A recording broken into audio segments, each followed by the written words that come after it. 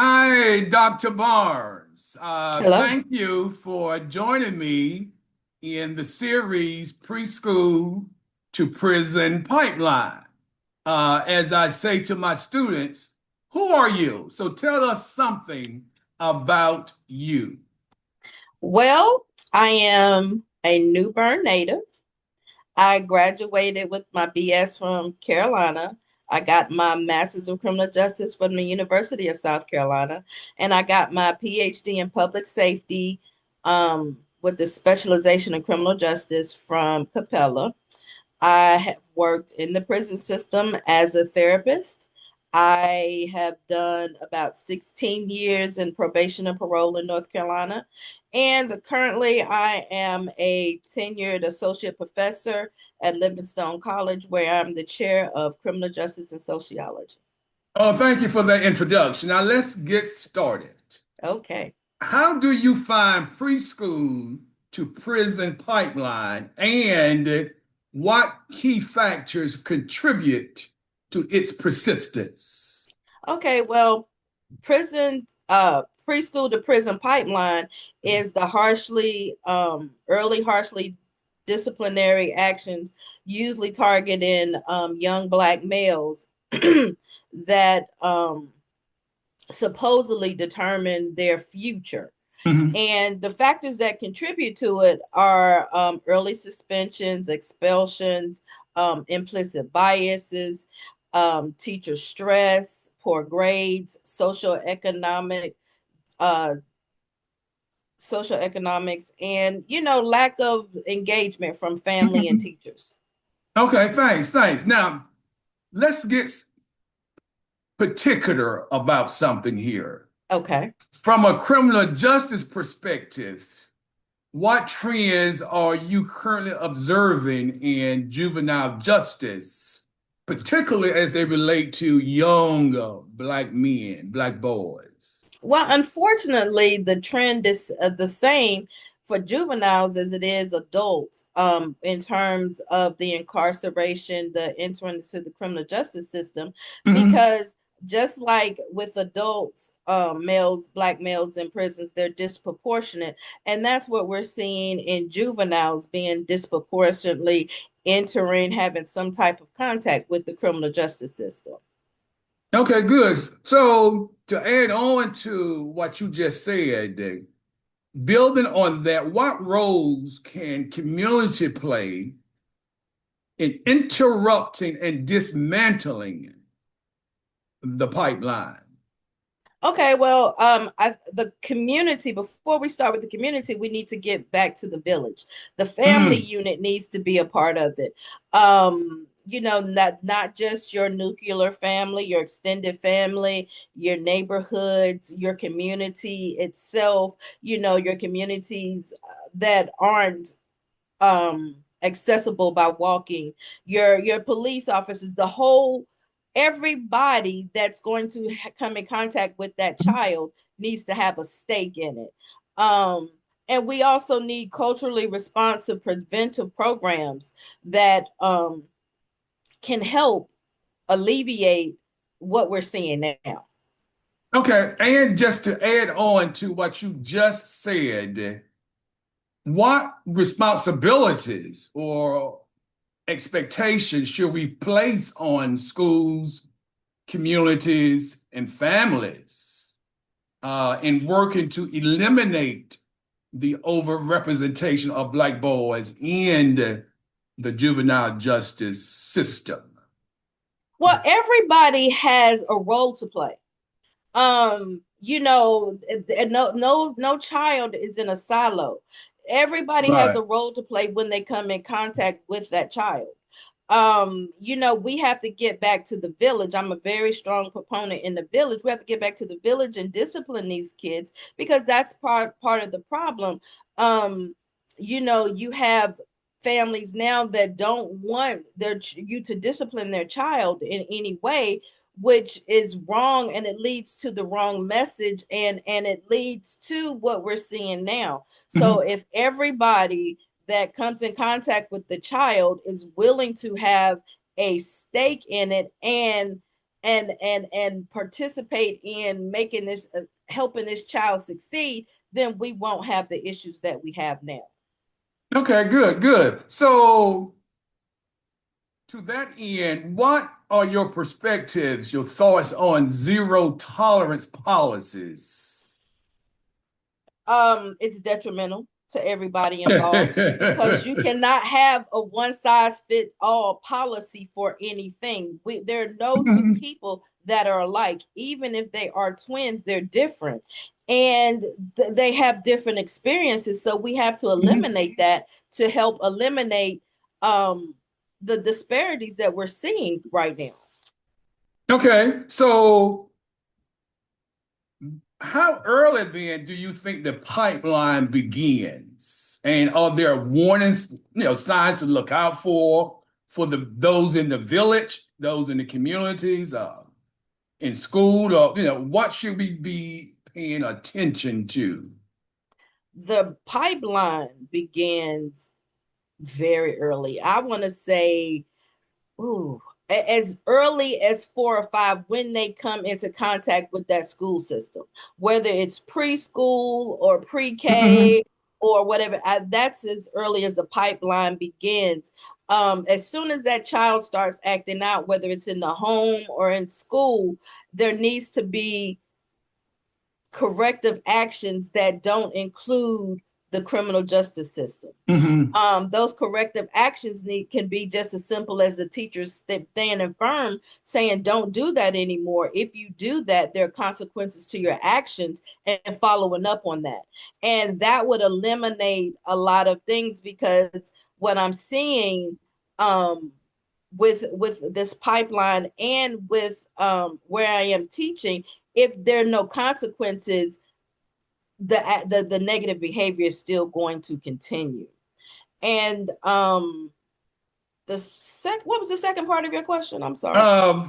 What about communities and educators? How early should they be paying attention to those signs? As soon as they come in contact with that child, as Okay. soon as this is where the buy-in comes in. If that child is in your class, um, you need to pay attention to them. You need to learn that student. What are the triggers? If they come in with a bad day, just to simply ask, hey, Mhm. are you okay? Right, You don't right. have to delve deeply into what they're going through, just for them to think that they're being seen, uh does does tremendous for them, their Mhm. self-esteem, and it turns their attitude around. Mhm. For example, Right. as I said, I'm a professor at Livingstone College, and I'm in the criminal justice program, of course. And so a lot of my students are athletes. And a couple of years back, maybe about 4 or 5 years back, I had a student. He was a transfer, and he was a football player. And he comes in my class and he just sits towards the wall and looks out the window. And he did that for a long time. And so he didn't turn in an assignment. So I called him to my office and I was like, why didn't you turn in your assignment? We started talking. So I said, okay, I'm gonna give you a chance. I asked him, I presented the assignment to him, and he aced the assignment. And I looked at him and I said, you really aren't dumb. And he bust out laughing. And I was like, oh, I'm so sorry. I didn't mean to offend you. He was like, no. And I said, well, why don't you do this in class? And he didn't really have a reason for it. But um, after that, he flourished in my class. He graduated. And ever so often I hear from him that he's doing well, and we laugh about me Mhm. saying that to him. And while he was at school, he would bring his buddies to my office and be like, she thought I was dumb, y'all. She thought I was dumb. And we would just all laugh, and I would profusely apologize, because that was me, one of my biases, thinking Mhm. that, okay, he's done, but it was just, he didn't feel seen. And Mhm. so when I saw him, he flourished. And that's what these kids need. They need to be seen. Good They point. need to be, yeah, yeah. So then, what can families do? Are there early warning signs that perhaps families need to look out for to dismantle or to prevent entrance into the prison pipeline? Well, honestly, I think part of the problem is that children are raising children. Mm, And mm, with that, the generation after mine, and it's like each generation um wants to be so individualized that they forget that it takes a village to raise them. And mm, so a lot of parents are like, that's my child, that's my child. And as long as the child is leaving them alone until they get in trouble, then they're fine. So they're not buying into what their child is doing. They're not looking to see if they've done their homework. They're the only time they give these kids attention is if they're in trouble. So, excuse me, children act out so that they can get that attention, whether positive or negative. So, if parents go back into, excuse me, um, by looking at their kids, what is going on today, talking to their children, just a simple dinner, it doesn't have to be elaborate. You sit around and find out what's going on, asking how your day is, what's going on. They would learn a lot, and the students with the kids would feel like someone cares about them and they're vested in them. You can't have that one size fits all raising of kids and mm. things of that nature. And so get to know your children. Just because you had them and you're giving them a roof over their head and feeding them, that's not what all kids need. The kids want to feel loved. They and it could, again, that looks different on different people. So parents have to do a buy-in Mm. better. And I understand that right now we're surviving, but you still have to do a buy-in. You can't just be this child's cheerleader or their biggest supporter when they're failing. You know what I mean? You have to do it at all times. It's not selective. Now, you are a professor, Yes. but do you think sometimes that you are a parent as well? I know I am. My running joke is I have no children, but I have a whole bunch of children. I find that these kids, just by observing them, they'll walk in my classroom, even if I don't really know their name or anything. I'd be like, "You okay? What's going on?" And they'll wait after class and they'll come talk to me, and that's all it takes.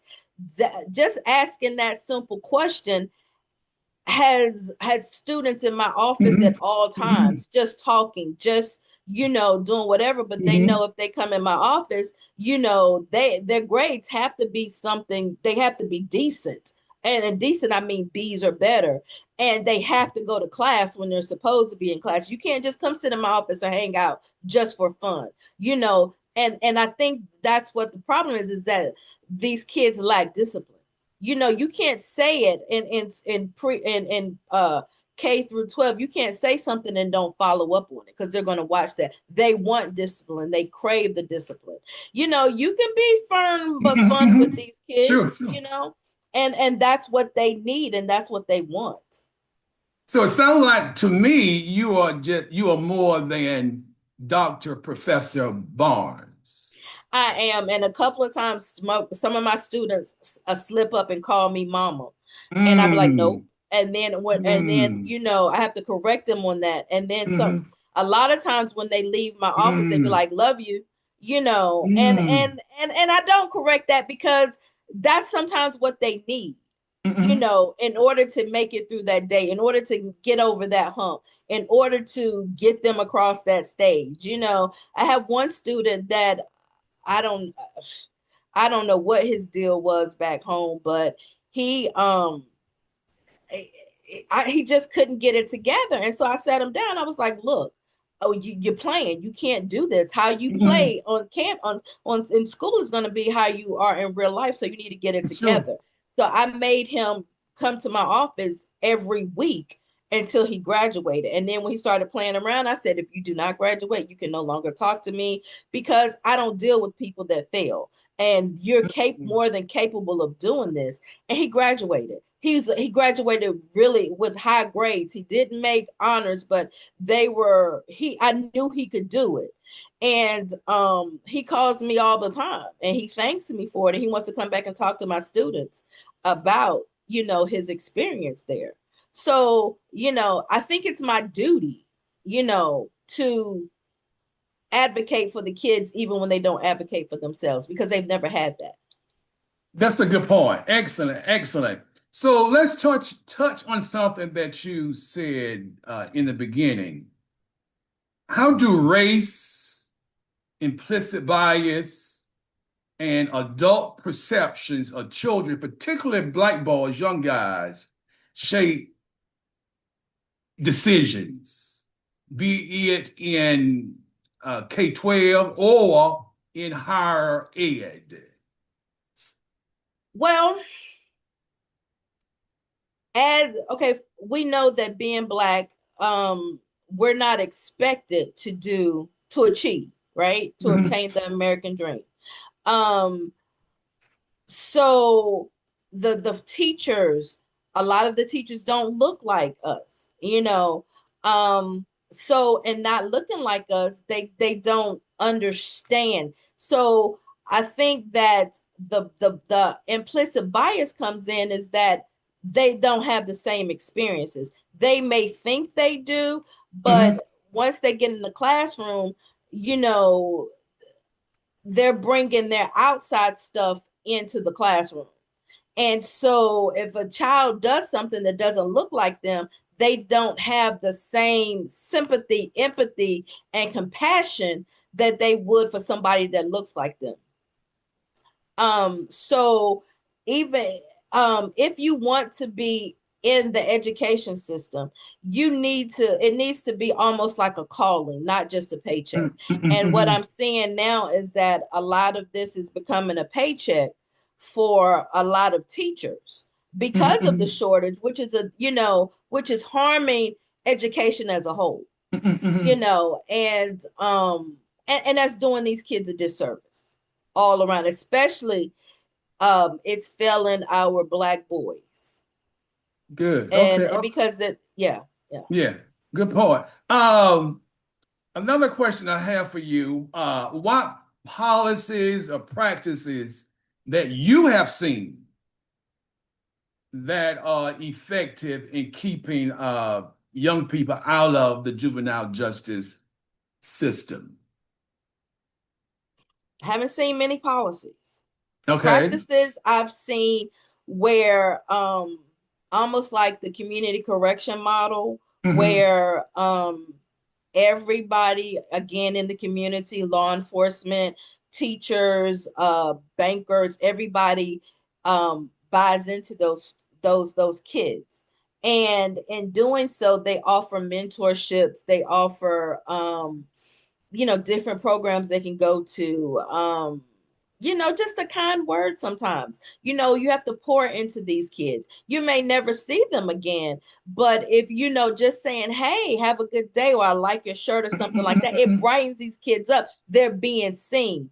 So we need to do that more. Hmm. And it doesn't cost anything, and it doesn't take much out of your day to be nice, to say a kind word, you That's know true. um and I think that goes a long way. I've seen it happen. So I think that's what it is. As far as policies are concerned, we know that education is one of the poorest funded entities there are. So we need to put the money back into the education. We need to put back, not back into because it's never been there. We need to put the money in education, take it away from the sports, then and put it where it needs to be because this is where everybody begins in True. education. So you need Mm. to have the top leading the charge. Mm. So, what are you hopeful for as relates to dismantling the preschool to prison pipeline? What gives you hope that, yeah, we can do this? Because I've seen it done. Okay. Not I've seen it done not a lot in pre-K. I mean, pre-K to 12, but I've seen it on my level. the higher education level. And I know if it's done there, then it can be done on the lower level, because what I'm finding is that the just because you're a certain age doesn't mean you're still not that child. And it's Mm, sometimes it's mm. just the littlest, the smallest things that mean a lot to these to people, to these children. Funny story is that when I in my at where I am for class, I bring in candy, right? I'm like, I can't eat candy if you all don't have candy. That they love it and they participate. They come to class, they beat me there so they can get the candy. And Mm. we have the best discussions. And when I don't bring candy, because I've realized that in the classes I didn't bring the candy in, it wasn't a big deal. But if I bring candy, then yeah, and it's just the little thing. So I know if that's on the college level, then can you imagine what it is on the small on the primary level? And it doesn't have to be candy, just a good word, um I used to let them play their music until start time, class started time, best classes, because again, I'm seeing them and you're buying into them. So if you do that, it can be done. Another story, and then I'm gonna stop. When I had just graduated from Carolina, my mom got me a job because I moved back home, got me a job back in New Bern as a substitute teacher. And I was at FR Daniels, I think it was FR H.J. McDonald, one of those, no, FR Daniels, one of those schools. And I'll never forget, I was sitting at the desk and this white lady came in. She's like, where's your teacher? I'm like, I am the teacher. And she came in to bring a student that had gotten out when I had turned my back. So she came back in. I said, you come sit up here with me. And he was like, I was like, what do you like to do? He's like, I like to draw. I said, well, you sit here in class and I'm going to excuse you from doing your work. You draw me a picture, the best picture that I had ever had drawn for me. And I still have it at my parents' house. So these kids want to be seen. So if you see them and go kind of find out something about them, that goes a long way. So, in other words, we shouldn't shrink who they are. No, we need to remember that children are small people. And they're just because they aren't 18, they're still humans. They still have feelings and emotions and thoughts and things of that nature. Yes. When I heard you talk about your experience at the college, I saw the joy. I asked you if you ever considered being a parent. So, what gives you that joy, that attitude? I enjoy my job. It's fun. I enjoy the students. Um, they always tell me I'm not like your typical professor because it's a give and take. I learn from them, they learn from me. They're teaching me how to use the phones and stuff like that. The running joke is I have an Android, they have iPhones. So the running joke is I don't know how, I can't drop anything. So they have to show me how to do things on phone. They have to show me how to do things on Google Docs when we're in class, and they learn from me. So it's that give and take. And I just enjoy them. I tell them all the time that they have to be successful because they have to take care of me in my old age. And they just laugh and love it. So yeah. That's fair enough. Well, thank you so much, Dr. Barnes, for being part of the preschool to prison pipeline. Thank you for And having me. I wish you much success in Thank you working very much. with the children. Thank Thank you. you. Thank you. And thank you. Thank you.